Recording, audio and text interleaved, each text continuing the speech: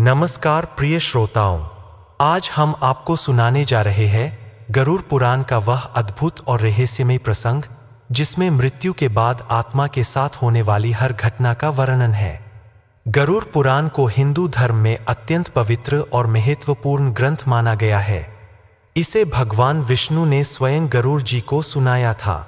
इसमें जीवन और मृत्यु, पाप और पुण्य, नरक और स्वर्ग सबका रहस्य छिपा हुआ है।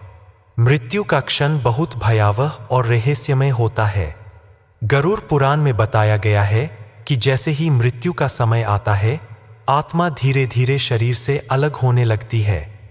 उस समय मनुष्य की सांसें भारी हो जाती है, नाड़ी गति रुकने लगती है और चेहरा पीला पड़ जाता है। आत्मा अपने प्रियजनों को देखती है, उनके रोने की आवाज सुनती है, लेकिन चाहकर भी कुछ कह नहीं पाती। यह क्षण आत्मा के लिए सबसे कठिन होता है। जैसे ही आत्मा शरीर छोड़ती है, उसी समय यमदूत वहां प्रकट होते हैं।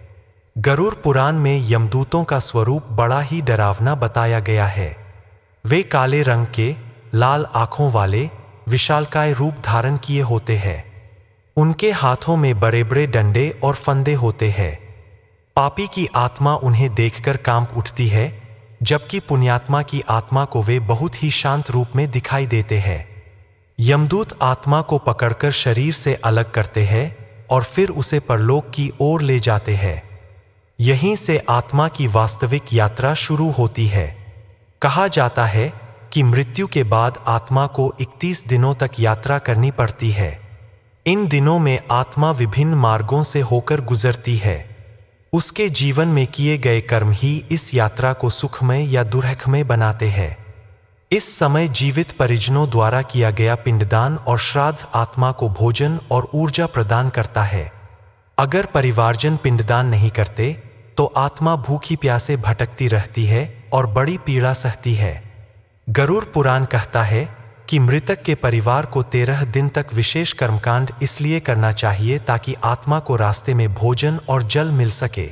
यात्रा के दौरान आत्मा को अपने कर्मों का दर्पण दिखाया जाता है।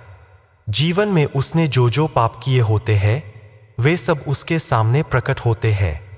अगर उसने चोरी की है, छल किया है, किसी को सताया है, माता पिता का अपमान किया है या निर्दोष को दुख दिया है, तो हर कर्म का भार आत्मा को महसूस होता है। पुण्य करने वाला मनुष्य उस समय दिव्य प्रकाश का अनुभव करता है, जबकि पापी अंधकार और भय से घिर जाता है। इसके बाद आत्मा वैतरणी नदी के पास पहुंचती है। यह नदी परलोक की सबसे भयानक परीक्षा है। पापियों को यह नदी रक्त और कीचड़ से भरी हुई दिखाई देती है। उसमें मछलियां और भयानक जीव पापी आत्मा को नोचते हैं। नदी की दुर्गंध इतनी तीव्र होती है कि आत्मा डर के मारे कांप उठती है। लेकिन जिसने जीवन में दान, गोसेवा और पुण्य किए होते हैं, उसके लिए यही नदी दूध जैसी सफेद और साफ दिखाई देती है। ऐसी आत्मा इसे आसानी से पार कर लेती है। आगे बढ़ने पर आत्मा यमलोक के विशाल द्वार पर पहुंचती है। वहां यमराज का दरबार होता है। यमराज सिंहासन पर बैठे होते हैं। उनके दाहिनी ओर चित्रगुप्त खड़े रहते हैं। चित्रगुप्त के पास आत्मा के जन्म से लेकर मृत्यु तक के हर एक कर्म का पूरा लेखा जोखा होता है। उन्होंने कौन सा अच्छा काम किया और कौन सा बुरा, सब लिखा हुआ रहता है। यमराज आत्मा से प्रश्न करते हैं और चित्रगुप्त उसके कर्मों का ब्यौरा सुनाते हैं। जो आत्मा सत्यवादी, दानी, धर्मपरायण और सेवा भाव से भरा जीवन जीता है, उसे स्वर्ग लोक का मार्ग दिया जाता है। वहां अप्सराएं, गंधर्व, दिव्य उद्यान और अमृतमय सुख उसकी प्रतीक्षा कर रहे होते हैं।